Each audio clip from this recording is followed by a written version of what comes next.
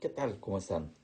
Bueno, en esta ocasión vamos a tratar de resolver en este ejemplo tanto la cinemática directa como la cinemática inversa para este simple robot planar que tiene 2 grados de revolución, ambos, eh, bueno, de revolución, ¿no?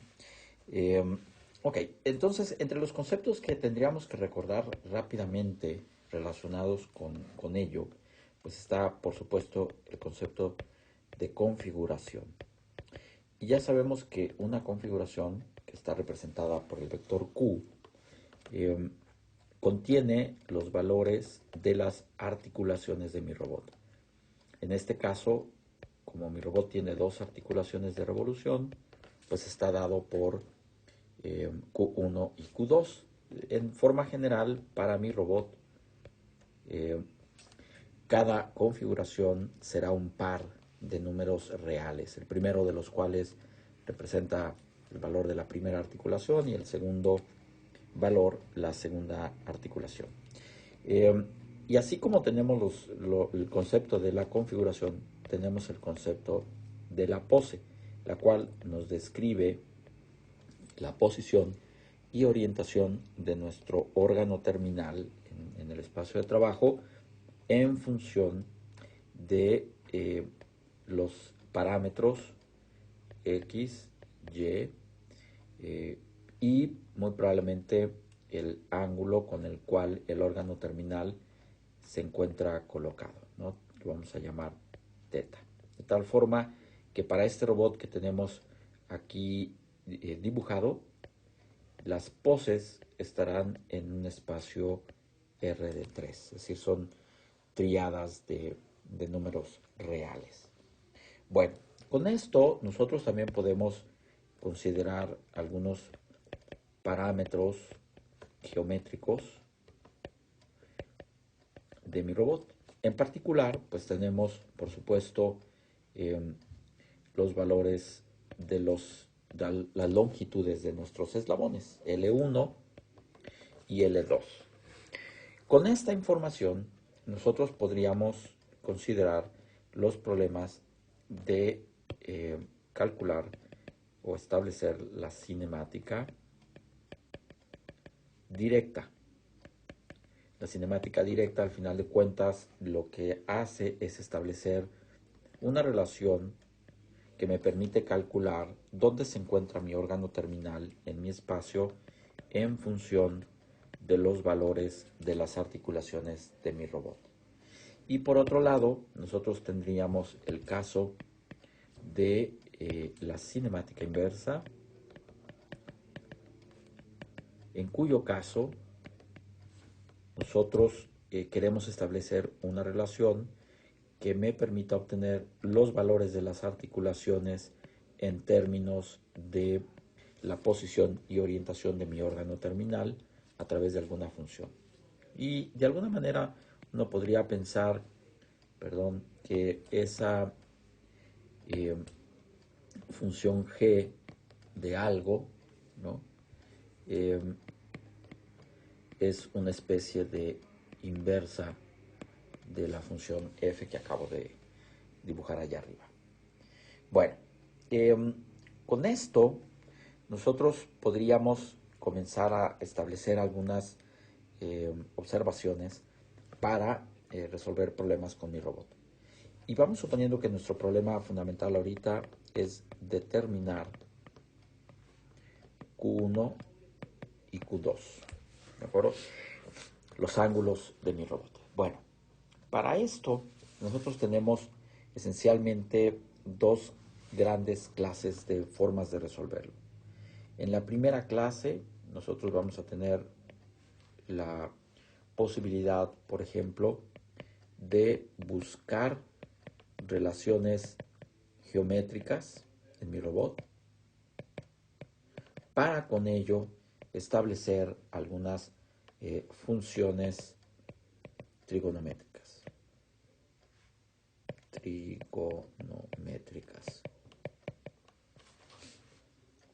Y en la otra forma de atacar el problema, tendríamos que usar las matrices de transformación homogénea. Bueno, consideremos el primer escenario, ¿de acuerdo? Y en este caso, entonces, nosotros, dada la configuración de nuestro robot, podríamos empezar a observar varias cosas, ¿no?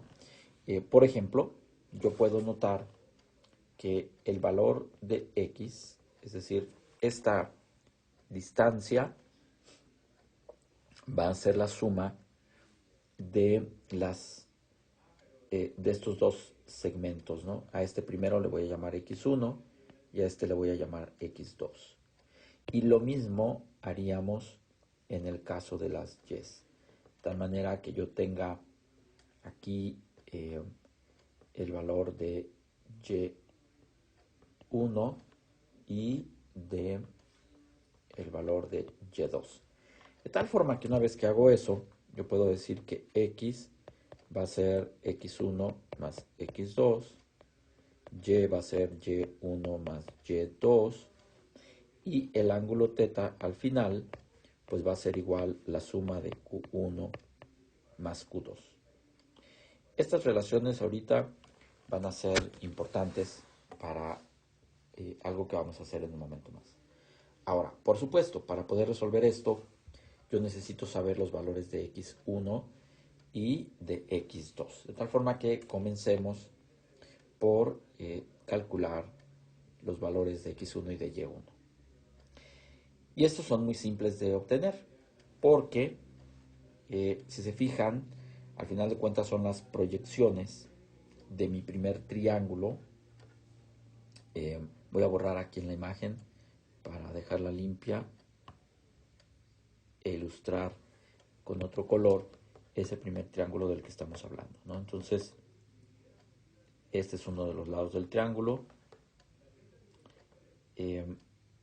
Este va a ser otro lado del triángulo y este va a ser el otro lado del triángulo. Aquí me excedí un poquito en el dibujo.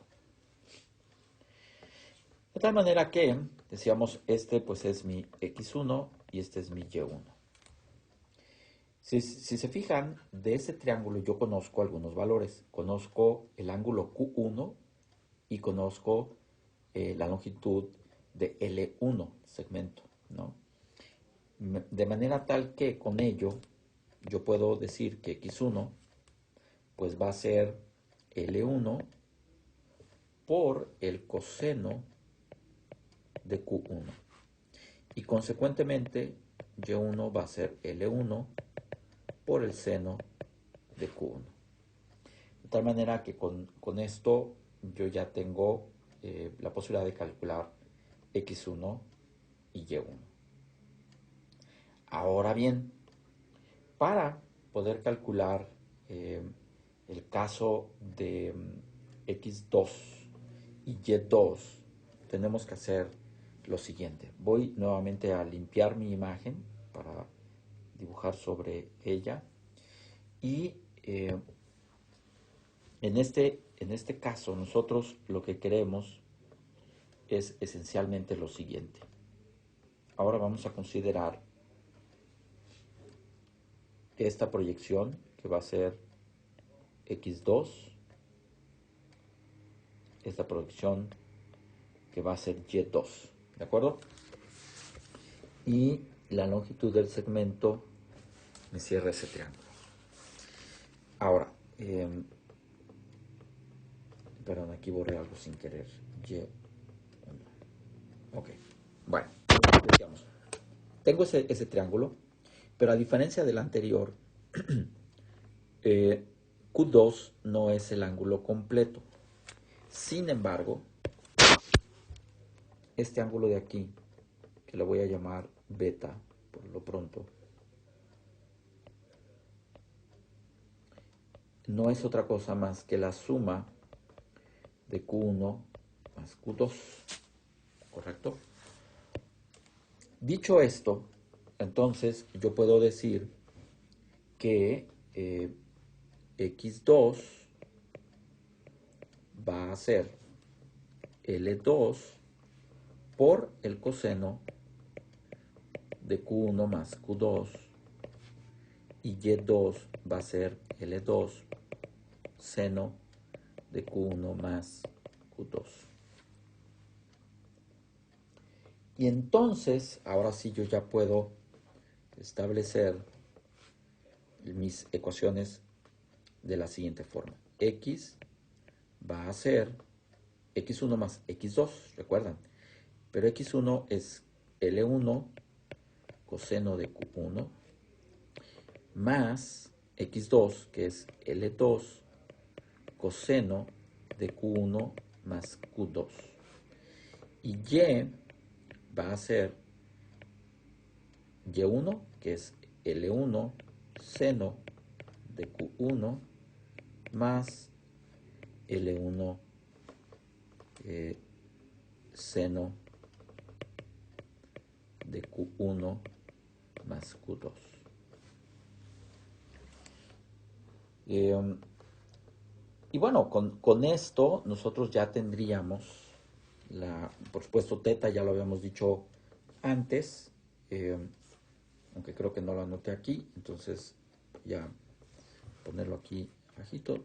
Teta es Q1 más Q2. De tal manera que esto pues yo ya lo podría poner en notación, ¿no?, de que esto es mi vector de la pose. Y esto de aquí vendría siendo, vamos a cambiar el color, mi f de q. Toda esa cosa grande de ahí está en función de los valores articulares y por tanto aquí tengo ya la cinemática directa o forward kinematics de mi robot. ¿De acuerdo? Bueno, pues ahora vayamos a trabajar la cinemática inversa. Para trabajar la cinemática inversa, hacemos ahorita un zoom de nuestra imagen para facilitar la explicación. Y ahora voy a marcar aquí un nuevo triángulo que necesitamos considerar, que es el triángulo que va a conectar este vector que va del origen a la base del órgano terminal con las longitudes de los segmentos de mi robot, las cuales son conocidas. Y yo sé que este punto de aquí es el punto que está dado por las coordenadas x, y. Bueno, ahora, lo que nosotros queremos es, evidentemente, obtener los valores de Q1 y Q2 a partir de esas coordenadas x, y. Bueno, vamos a comenzar a hacer algunos análisis. Primero, observemos cómo en este triángulo, voy a dibujar aquí una línea,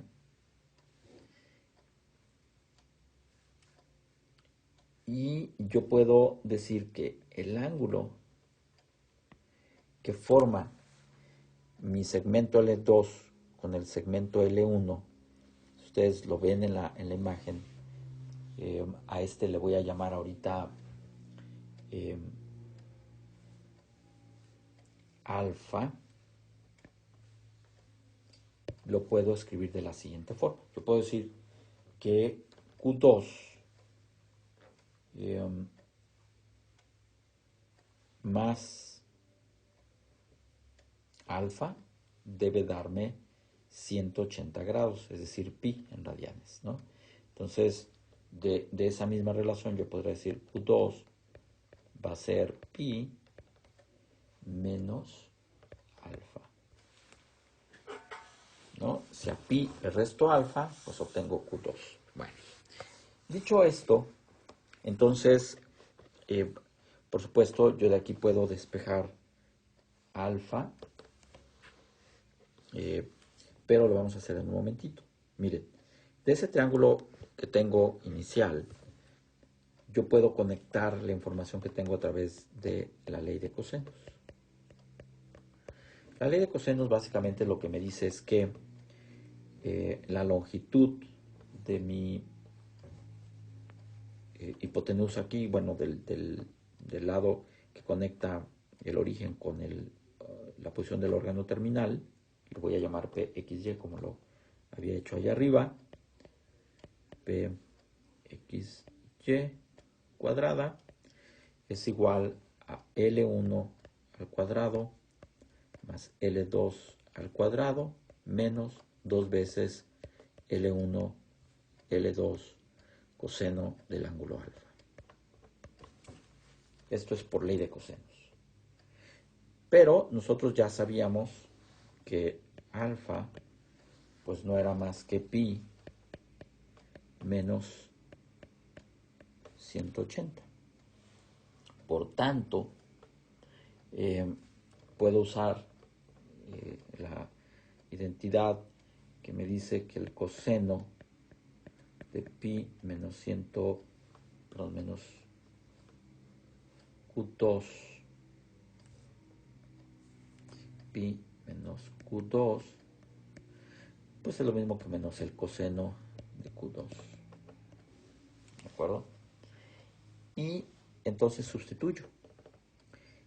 De tal manera que ahora voy a tener pxy cuadrada va a ser igual a L1 cuadrada más L2 cuadrada menos, nada más que como es menos el coseno, esto va a ser más 2L1, L2 coseno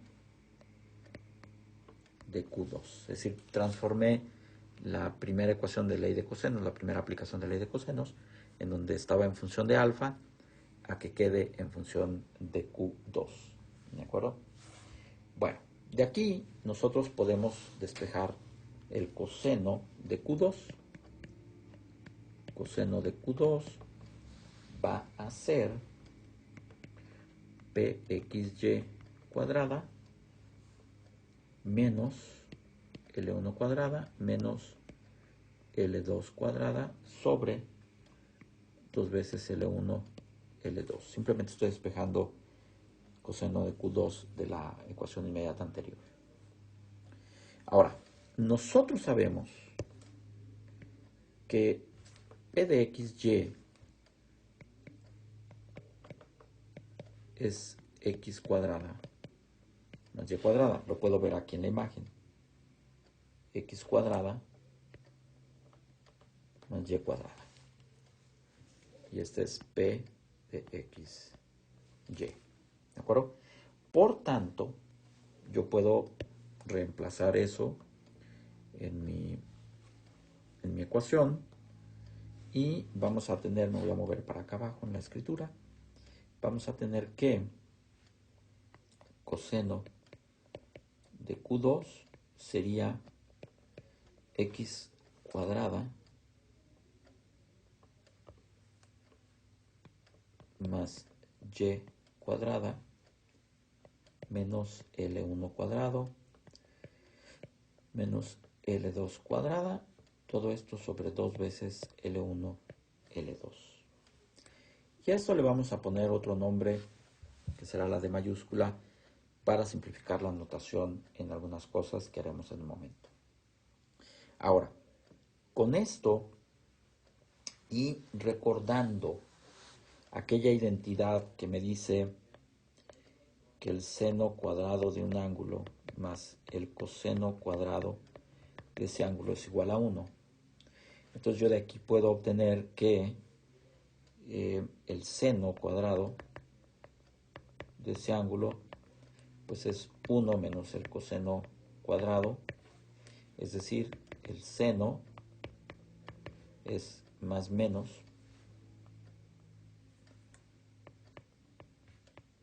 la raíz de 1 menos coseno cuadrado. Con esta información, yo puedo decir, por ejemplo, que mi seno de Q2 va a ser igual más menos la raíz de 1 menos d cuadrada. ¿De acuerdo? Donde d la tenemos justamente aquí arriba, evidentemente, para no poner toda esa fracción. Bueno, dado que yo ya tengo seno de Q2 y coseno de Q2, ahora puedo obtener la tangente del ángulo Q2. Voy a cambiar de página y vamos a reescribir algunas de las ecuaciones en aquella. Muy bien, aquí tenemos nuevamente las definiciones de nuestro coseno y de nuestro seno del ángulo Q2, de tal manera que ahora los puedo relacionar y puedo establecer, por supuesto, que la tangente de Q2 es justamente la división de estos dos, es decir, más menos raíz de 1 menos d cuadrada sobre d. Y de aquí yo puedo extraer el ángulo calculando el arco tangente. Solamente que vamos a utilizar la función arctan2 porque la tangente pues solamente se calcula en uno de los cuadrantes y nosotros queremos poderla calcular en los 4 cuadrantes, de tal forma que entonces usaremos esta otra definición y los elementos van a ser más menos raíz de 1 menos d cuadrada d. Esta pues sí me va a regresar valores en todo el rango, ¿no? Muy bien, con eso nosotros calculamos el valor del la segunda articulación, ¿no? De Q2. Nos falta calcular el valor de Q1. Entonces, calcular Q1. Más o menos la idea es la misma eh, estrategia, solo que pues ahora hay que observar algunas cosas adicionales. Para facilitar la explicación del cálculo de Q1, voy a regresar a nuestra imagen original y además voy a hacer una especie de zoom, ¿no? De tal forma que observemos lo siguiente. De la imagen de mi robot, nosotros podemos observar los ángulos que forman Q1 y Q2, los cuales están respecto, en el primer caso, al eje de las X de la base, y el Q2 está relativo al eje X del eslabón inmediato anterior, ¿no? Eso es importante denotarlo. Bueno, lo que vamos a hacer es extender un triángulo que está formado por L1,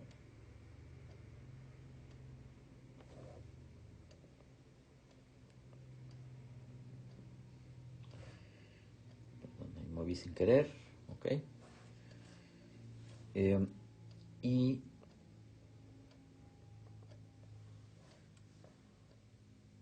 la proyección poco chueco, pero bueno, allí está. Esto que estoy dibujando ahorita aquí en negro sobre la imagen del robot original, al final de cuentas se puede ver como ese zoom que le estamos haciendo a ese triángulo que se encuentra a la derecha, en la imagen de la derecha, ¿no?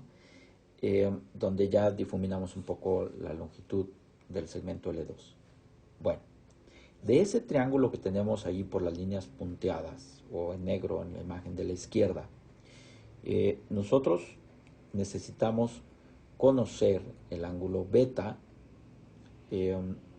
puesto que solamente tenemos algunos otros datos de este triángulo. ¿Qué datos tenemos que nos permitan conocer? Bueno, primero yo puedo decir que Q1 va a ser el resultado de restarle a gamma, que ahorita les digo dónde está gamma, el valor de beta. Gamma, lo voy a poner aquí en este color, es este ángulo completo. Este de aquí es gamma. De tal manera que si a gamma yo le resto Q1, voy a obtener beta que está aquí. ¿De acuerdo?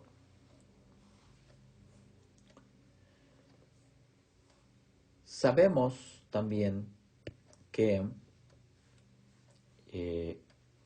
gamma, al final de cuentas, va a ser el arc tangente de y de x. Es decir, ese ángulo está dado por el arco tangente de y de x en ese triángulo grandote que está allí presente, ¿no? Por lo tanto, nosotros, claro que conocemos x y conocemos y, esos ya los calculamos en el paso inmediato anterior, y nosotros podemos, por tanto, decir que la tangente de beta va a ser L2 por el seno de Q2 y L1 más L2 por el coseno de Q2.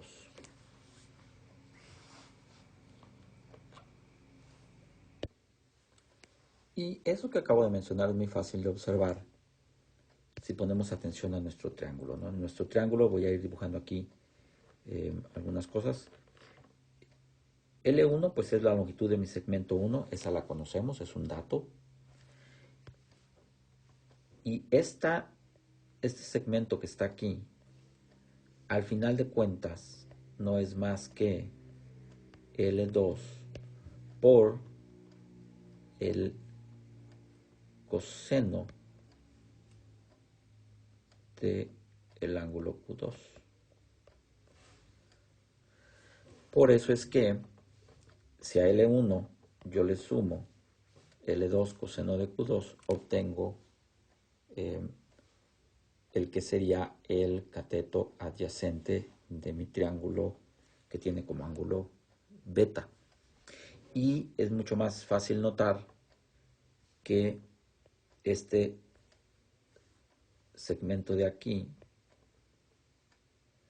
está dado por L2 que multiplica al seno de Q2, ¿de acuerdo? Es decir, este de aquí me da justamente ese valor, ¿no? Y bueno, ya teniendo el valor de mi tangente, pues evidentemente nosotros podríamos decir que beta va a ser el arc tangente 2 de L2 seno de Q2 L1 más L2 coseno de Q2. Y al final de cuentas, de aquí ya nosotros podríamos obtener el valor. Sin embargo, es importante notar cómo mi función, mi ecuación está en términos de Q2, es decir, estoy calculando Q1, pero necesito para ello obtener el valor de Q2. Por lo tanto, podemos decir que al final de cuentas depende de esto que estoy haciendo de Q2. Sin embargo, nada más para recordarlo rápidamente, Q2 quedaba en función, no sé si ustedes recuerden, prácticamente nosotros extraíamos el valor de Q2 de esta otra ecuación, ¿no? Nosotros decíamos que Q2 era el arco tangente de más menos raíz de 1 menos d cuadrada,